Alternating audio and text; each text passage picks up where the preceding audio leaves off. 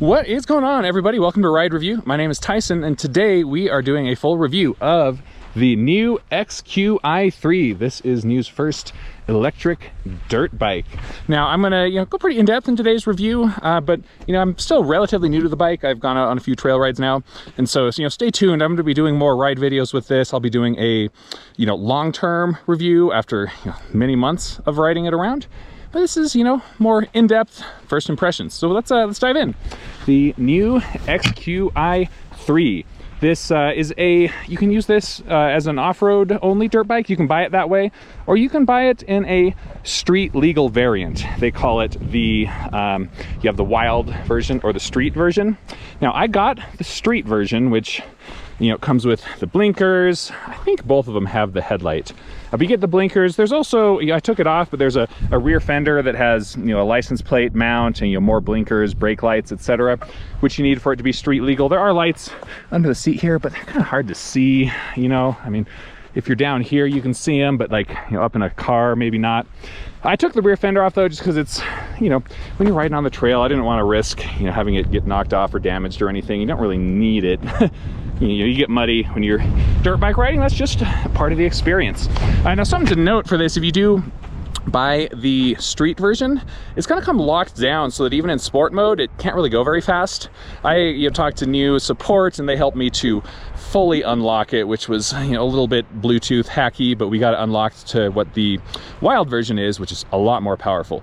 If you plan to use this on dirt bike trails at all, you need that. So if you want to get the street version just so you can have the option to go both ways, you make sure you get with NIU to get that fully unlocked, because it's so much more fun when you have it in full on wild mode.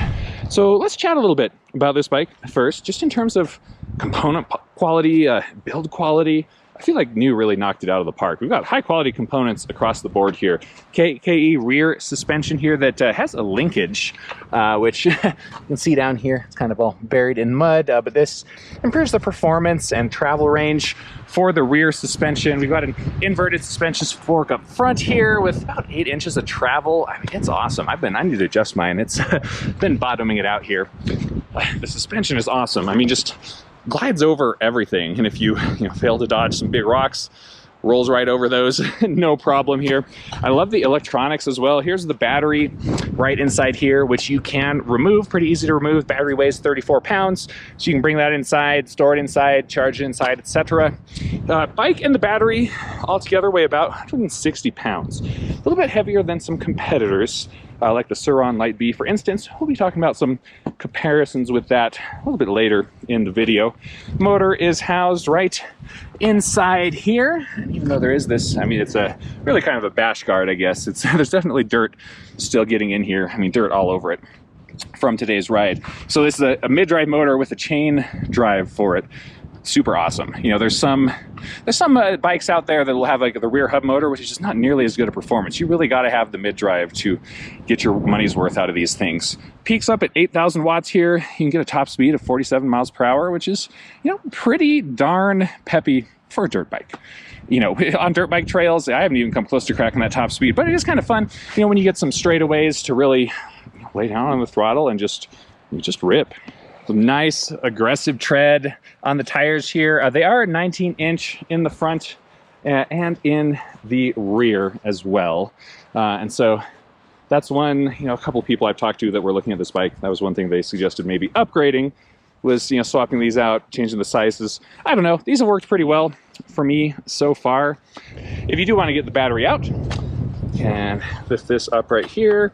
There's a little button here to release it. You can also use the physical key for it, but you don't actually need it, which is good because I totally forgot it on this ride. I think you have to unlock the bike first, or turn it on. So let's do that. Got my little NFC key here. So once it is there, we can press this button. Come on. There we go. It will release the seat. There we go. Seat comes off, and you can lift this up. Wow, this is hard to get in there. There we go. And boom, there you go. You got the battery. You have to lift this connector and you can remove it. I'm not going to go all the way through. Check out my earlier video on this bike if you want to see what it looks like outside of the bike. I like that it's easy to remove like this. It's not good to store these outside in cold weather or hot weather, so being able to bring it inside is nice. Kind of helps with reducing the theft risk too. So that locks back in there. We gotta click this back on. There we go. See, it's not super comfy, to be honest. You know, if you're sitting on a long time, it kind of hurts. But you know, once I got some padded, like armored riding shorts, that helped a lot. You know, this ride, I didn't really notice any discomfort from it. And so I think that's probably par for the course with a lot of dirt bike seats. You really need the armored riding shorts if you're going to be doing this.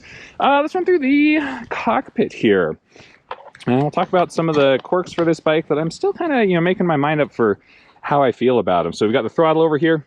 On the right grip, this is a kill switch here. The idea is that you can put this lanyard on your wrist, and then if you fall off the bike, it will pull this out, and then you get that little kill icon on right there. This thing has been a little bit glitchy. Like sometimes putting it back in, it doesn't register it, but I found that just turning the bike off and on again with this in there seems to reset it. Back in business. I just have it around the handlebar right now because I'm not doing anything so extreme that I really think that I'm going to fall off. And I've just found that I would lift my hand up to adjust my helmet or adjust the camera and accidentally yank the kill switch. But I do think that's a nice feature to have, you know, when you're riding something a little bit more extreme and worried about, you know, actually falling off the bike a lot. Okay, let's see. Rest of the control system here. You've got a horn. Nice and loud. You can switch between eco and sport modes here. You can change from high and low beam on the headlight right here. Headlight is actually really bright. It's nice and bright. Got your turn signals as well. You know, I've got the front ones on here, even though I took the rear ones off, and they have this nice little, you know, that click sound, so you don't forget you've got them on, and a little cancel in the middle. A really nice control system layout. Honestly, you got a little charger here. Charge USB devices on the go. Now, the brakes on here, kind of interesting. So you got your front brake here, which this is a kind of a standard motorcycle layout, right? Your front brake is your right hand brake. But most motorcycles, including dirt bikes, have a foot brake over here for, you know, your rear brake. But on this bad boy, we have got a left handbrake for the rear wheel. And it's been a very challenging thing for me because, you know, if you're riding a mountain bike, say, then it's reversed, because on a mountain bike normally you'd have your right brake be your rear, but then, you know, on a motorcycle you'd have foot brake for the rear. And so I keep grabbing the wrong brake. I'm starting to get the hang of it now. You know, a few rides in, it's starting to make sense. I know which one is which. It really kind of threw me off though, and I haven't decided yet if I like having them both be on the hand or if I would rather have a foot brake for the rear. I don't know. This is probably kind of a personal preference, comfort thing. I think with, you know, any bike you can get used to it. The only time it would really be frustrating is if you switch vehicles a lot. You know, maybe you have this and you have a gas dirt bike and you have a mountain bike. You know, you're just gonna have to get good at switching between them.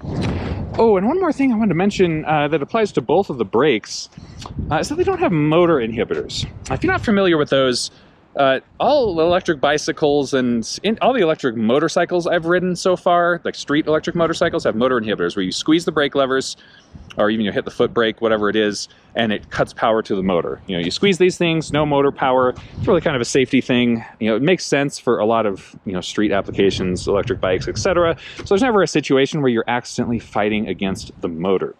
But that's not the case on here. You can be squeezing the brake levers, hit the throttle, and this motor is so powerful you will overpower those brakes in a heartbeat. You know, first I was like, what the heck? Like, that's not cool. That's not safe. But then, you know, I'm riding it more and like, okay, I'm starting to kind of see, I think I get it. And I think it just has to do with the ways that you would ride a dirt bike. I mean, one thing that you can do now that you have this setup is you can, you know, squeeze your front brake and hit the throttle and then, you know, you turn, you can skid the wheel around and, you know, do a fancy spin out and take off. It opens up possibilities like that where you want to be using one of the brakes and the throttle at the same time. So actually, I think I see it. You know, it makes sense here. And maybe that's why, you know, we have this electronic kill switch here. You know, it's probably a good idea to actually ride with this on your wrist instead of on the handlebar like I've been doing, so that if there is a situation where for some reason the throttle's stuck or whatever, you have the kill switch there. You know, if you fall off or just lift your arm up, it's going to kill it, so you don't have to worry about it. They are nice, high-quality brakes. We've got a 220 millimeter rotor on the front, 203 millimeter back here on the rear. So excellent stopping power. I mean, the brakes feel solid. One thing that I feel like is maybe kind of a missed opportunity for the XQi3 here is I'd love to have some kind of a Regen braking system to activate on here. specifically for the downhills. Now, it kind of depends on the trail you're riding, but sometimes with dirt biking, you'll have a descent where you're going down a pretty steep hill. And on a gas-powered dirt bike, you can shift it down into first gear, let out the clutch, and then let the motor slow you down quite a bit as you're going down there. So you don't have to be using the brakes quite as much. But on the XQi3, since you can't do that and there's no regen braking, when you're on your descent, you're just riding the brakes the whole time. You know, it can get kind of, your hands start to get tired, your brakes will start squealing. They haven't been overheating or anything, you know, they're doing fine performance-wise. But I feel like this would be a good application for some kind of regen braking. A lot of times on lighter vehicles like this, regen just isn't worth it due to how light they are. You don't get much back.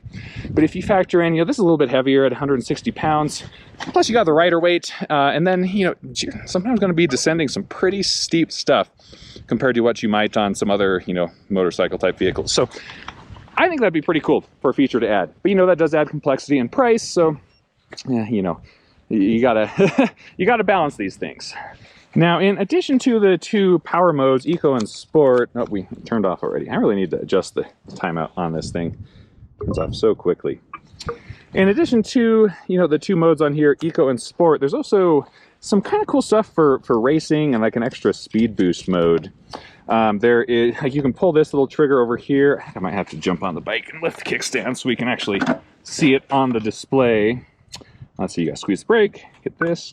There we go. So when you're in Sport, you can hit this little guy here and then see Ultra Boost. When that's active, you get, I don't know, 4 or 5 seconds of Ultra Boost where it is peaking out that motor at 8,000 watts.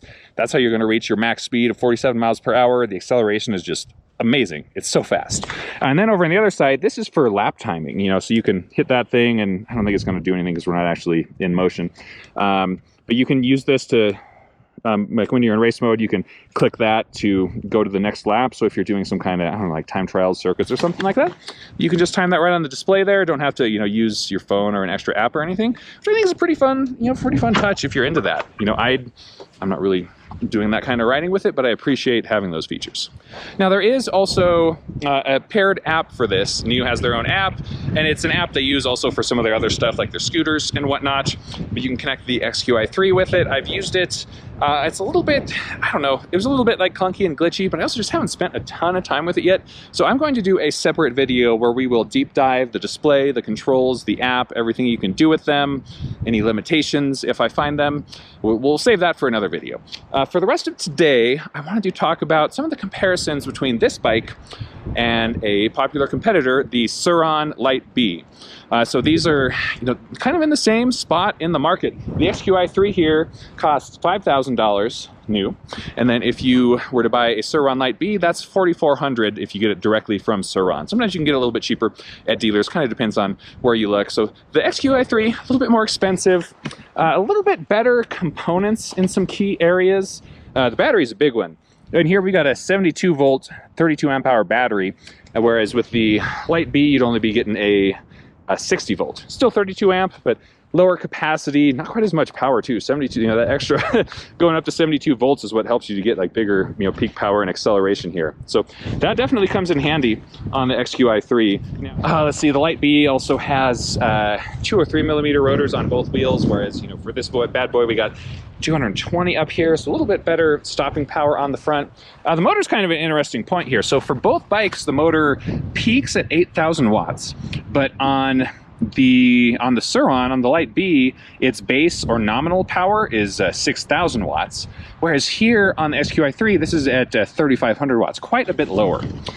So really what that means is the XQi3 can be quite a bit more efficient, especially if you're riding in eco mode, you know, or like if you get the street only version and you don't fully unlock it, you're gonna get a lot better range because the motor can actually run at a lower power. So that's, you know, if you're going to be riding it in city a lot and maybe don't need as much speed and power, that could be nice to get a little bit more efficiency here. And they both peak at the same amount, so, you know, really kind of both going to be similar in that regard. But, you know, one thing that we got to talk about though is that for Sur-Rons, they're very popular for modding, right? There's not very many people that buy a Sur-Ron and then only just ride it stock. you know, people like to upgrade the batteries, upgrade the controllers. There's people that have got these things up to 15,000 watts of peak power, and the stock motor in a Sur-Ron is capable of handling that output if you upgrade just the battery and the controller. Can you do that on the XQi3? I don't know. You know, I'm not really sure about what components they're using on the internals. On NIU's website, they don't, you know, they don't tell you exactly what motor or what battery or what controller or anything. Like, I mean, it's a lot of stuff they've designed and built in-house, so kind of proprietary. So, you know, how can you mod these things? How easy will it be? I don't know.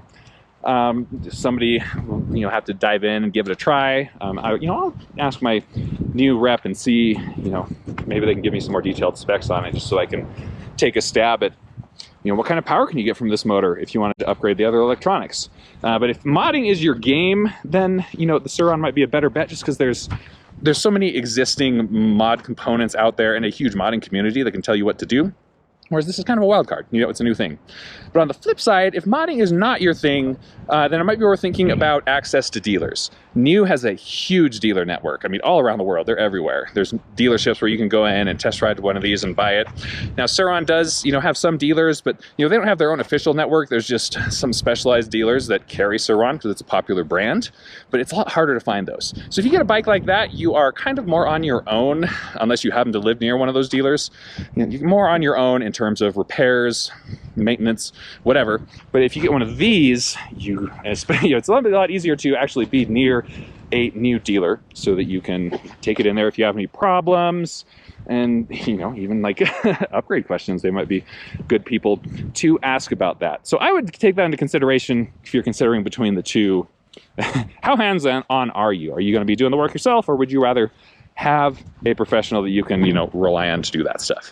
All right, I think that's probably about enough talking for now, so let's jump in and do some trail riding. I've gotten a lot better armor since the first trail ride video I did with this, so I feel a lot more confident, you know, trying some more challenging stuff up here. I've kind of conglomerated riding armor from a bunch of different sources here, but, you know, I'm fully covered, so let's get into it.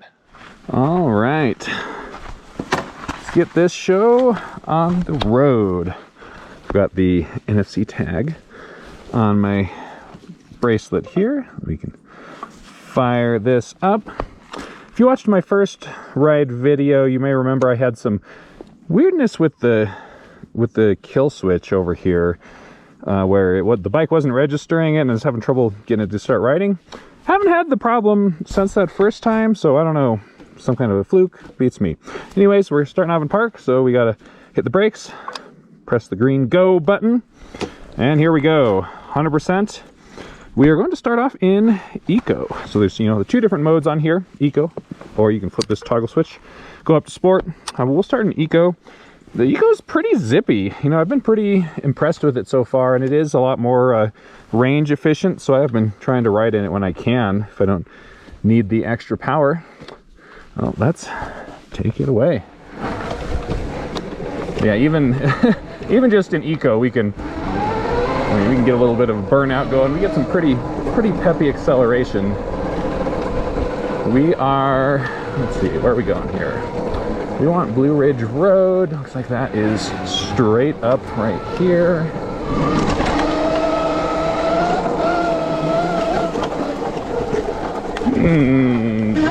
Decisions. I assume it's this way.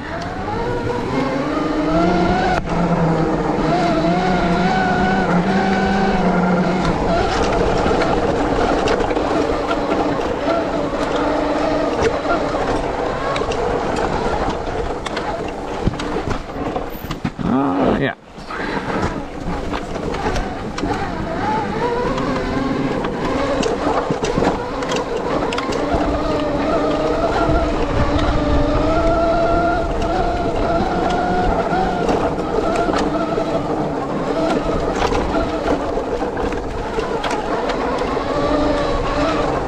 Ooh, here we go.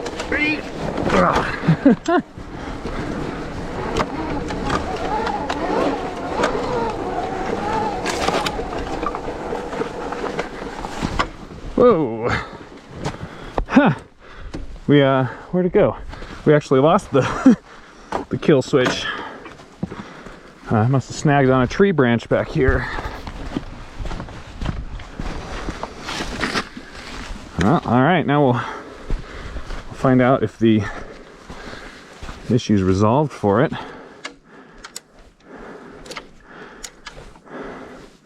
Boom, there we go. All right, I'm gonna actually just put this right here for now. Yeah. Just gonna put that on there.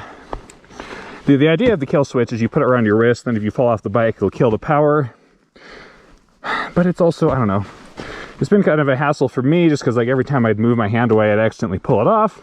I'm not riding anything so dangerous that I'm expecting to be falling off a lot, you know, knock on some wood. So just leave it like that for now.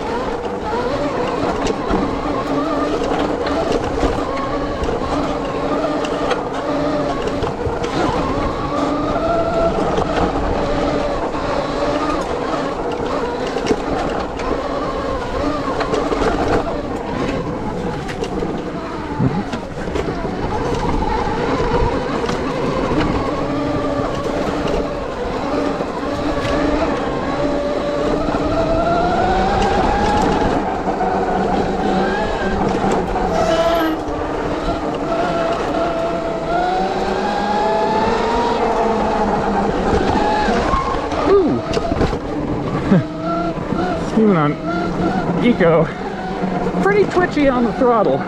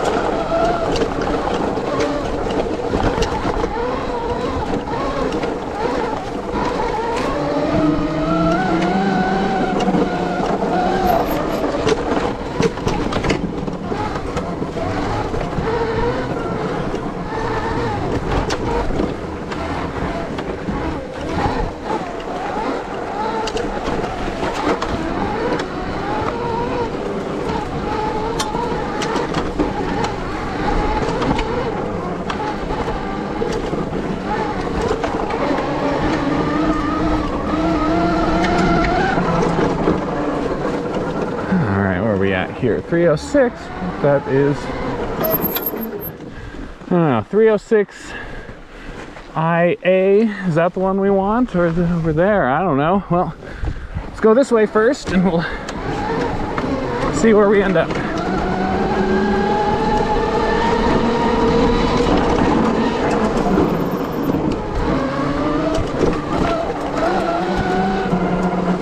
There doesn't seem to be much else right here, so let's go back and try that other fork.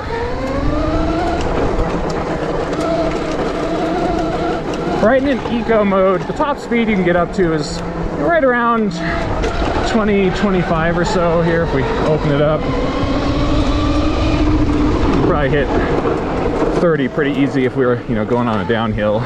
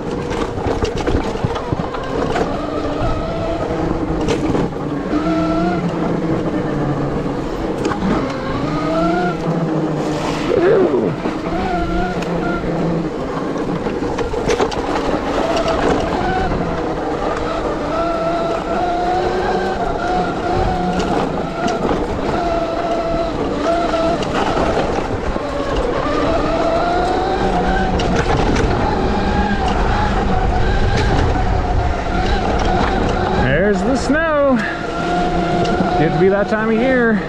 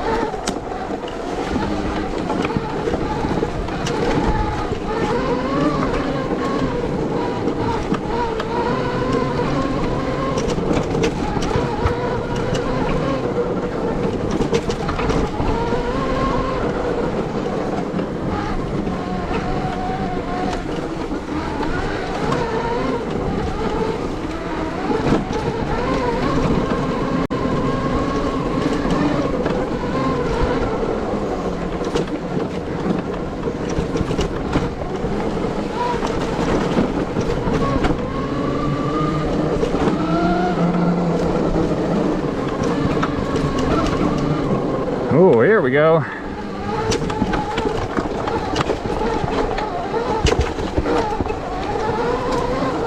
A little bit more technical.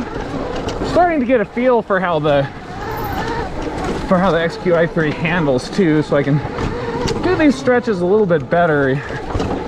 If you watched my first ride test video, I was really struggling. Of course, some of that too was I didn't have good riding armor yet. Now, it really does add a lot of confidence if you know that if you do manage to wipe out, you'll probably be fine. You can imagine these rocks would not be very fun to fall on without some armor.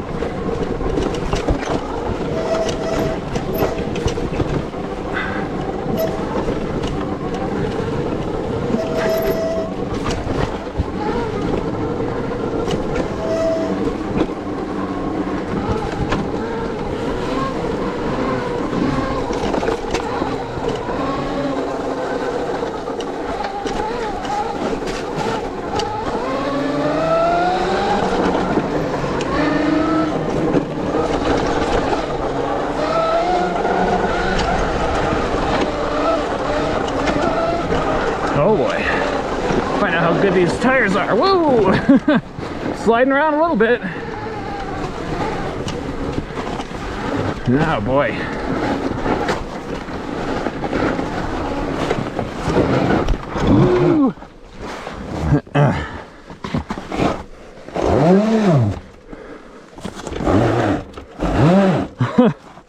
One downside of how twitchy the throttle is not really a way to just give it a tiny bit of power. You look how barely touching it and it starts skidding out instantly on this ice and snow.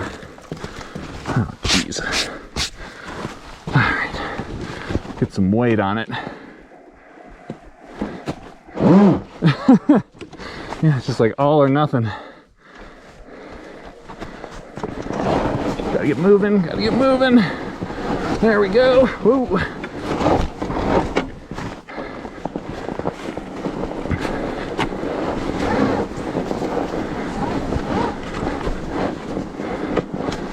Wow. Should have brought ourselves a snowmobile. Oh man, all right. I think we're through the snow, hopefully. That was a lot of pushing. We're good to go for now.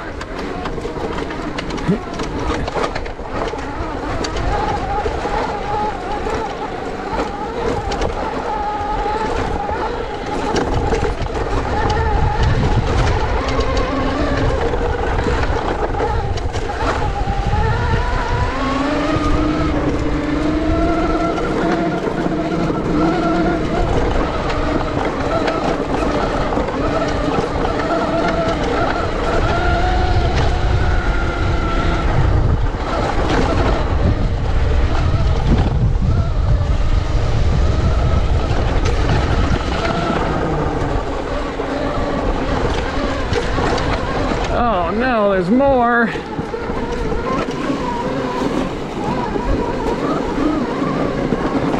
It's all right, if we keep our speed up, we'll be fine.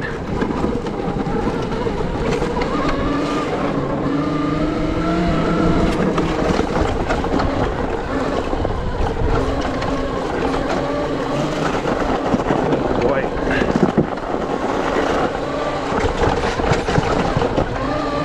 All things considered, grip on the snow is doing pretty good. That looks that looks kind of deep. Let's see if we can sneak around here. Took off the rear fender, so I gotta remember that before splashing through any really big puddles.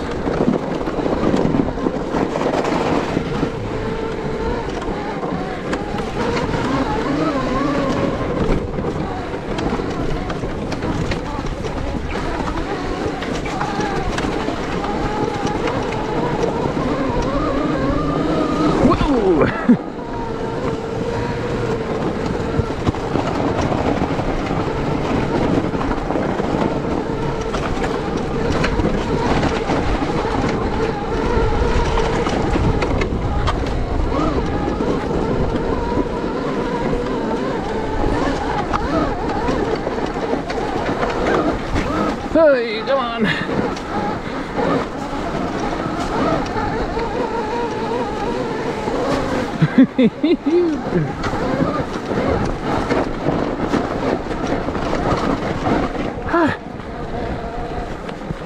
Oh boy.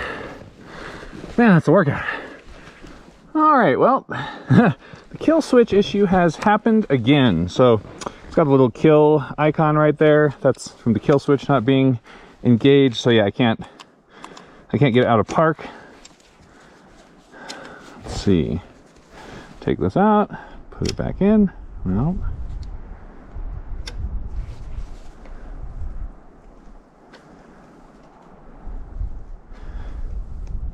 It's doing this thing again where, so if I kind of pull the kill switch out to like right there, see, it goes away. As soon as as soon as I put it in, so the alignment's off or something. Let's see.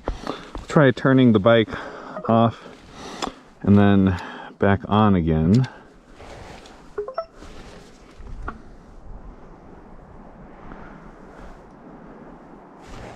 That seems to have done the trick. The icon's not on there anymore. We can get out of park. Okay, all right, so maybe it is just a pretty easy fix. You just gotta turn the bike off and on, and then, yeah, recalibrate it, I guess. I don't know. All right, onward we go. We're gonna kick it up into sport, actually. Let's see here. So we've only gone about 4 miles. We've done 84% on the battery, so we've used 16% to go 4 miles. It's been uphill the whole way. Seems like it's leveled out a little bit up here. And I don't know, I just want to mess around in sport a bit. You know, you get the comparison. Sport is a lot more powerful. I mean, if you hit the throttle in sport, you can... It's very easy to pop a wheelie. or to, you know, if you're in motion 10-20 miles an hour, you can drop the throttle and burn out. So you definitely gotta, you know, be more mindful of what you're doing with the throttle, which is why I haven't ridden it a lot, just because it can really surprise you. A middle level might not be too bad. Say if we're going up here at like 10, you know, in these turns, we can, or even just like on this little straight, we can get it and rear wheel starts skidding out back there. But it is a lot more fun. I mean, the acceleration that we have on tap in sport mode here is just awesome. And there's a race mode on top of that, which you can activate. There's a little switch up here. You can hit that to go into race mode, and then you have about, I don't know, 5-ish seconds of ultra boost mode where you can get just going insanely fast. Not really much reason to use it when it's on a trail like this, but if you have a long straightaway and you really want to get some speed going, that's what you're gonna hit, and then, you know, that's how you can get up to 45, 50 pretty easily.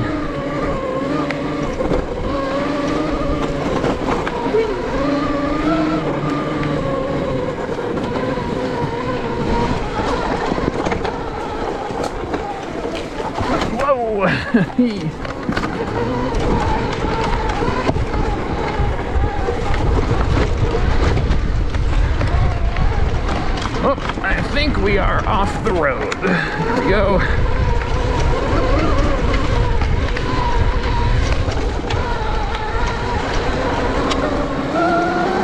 Yoo-hoo!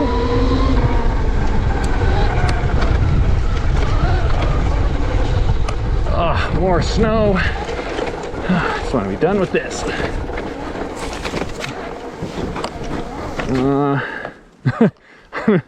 Not too sure where the road even goes. I think it's over this way.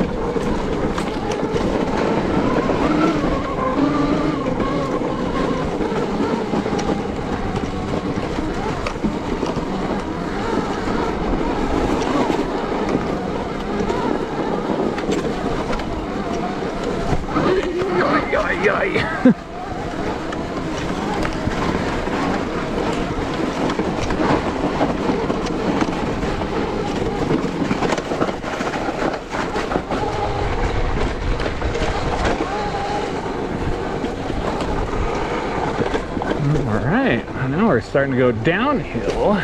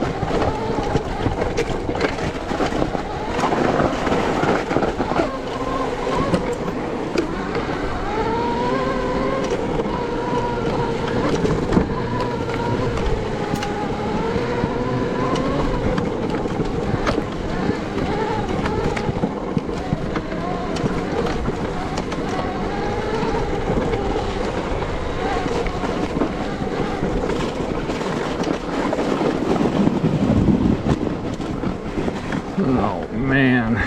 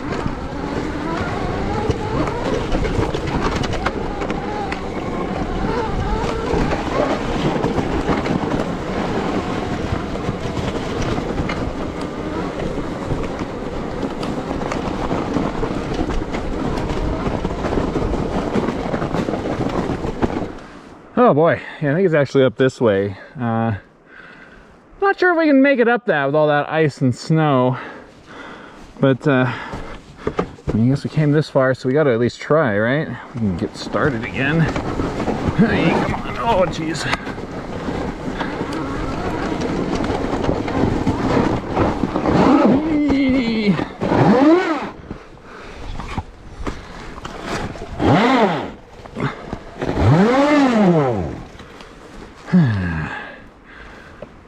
Oh man, it's just more of it. I'm not sure I want to ride in that much that much ice. I'm kind of sick of it already, so without further ado, I think we're gonna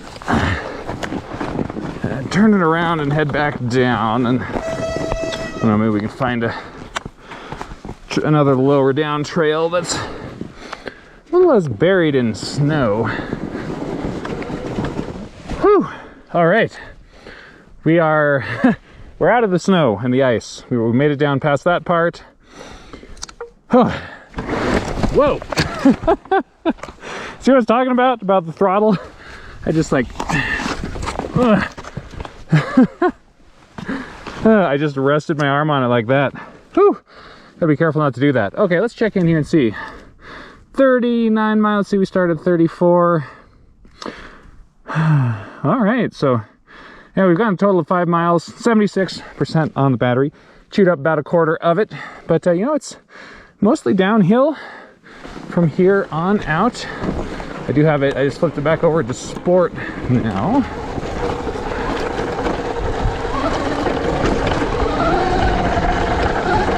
Oh, I lied, there is a little bit more snow. I mean, there'll probably be I feel like there was a few patches here and there, even in the drier sections. I don't know why I put it in sport. We're gonna go back to eco for this downhill.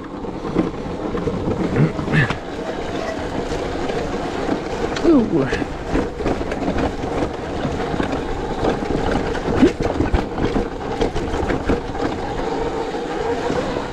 Yep, see, there we go. Got one more little section of it.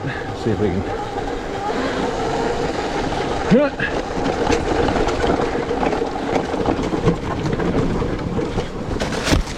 Oh man, this might have been the first part that we hit, the big part.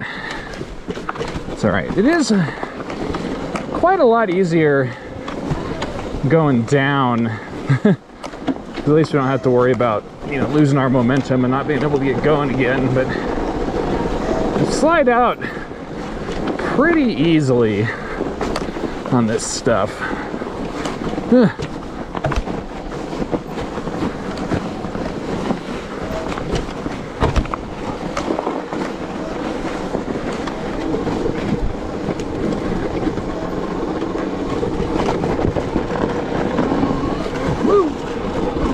There we go.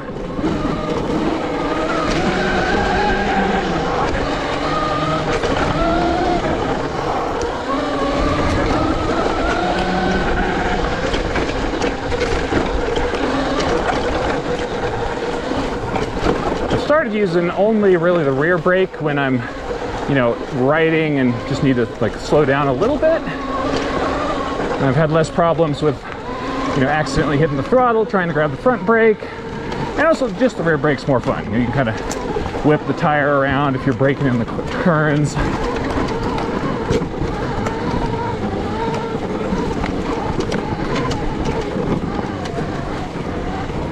Woo. Absolutely love the suspension on here. You know, even if you fail to dodge a really big rock or series of them, it kind of rolls right on over them. You know, it can be a little bumpy perhaps if you get caught sitting down, but I mean, look at this, we can just go right over the top of these.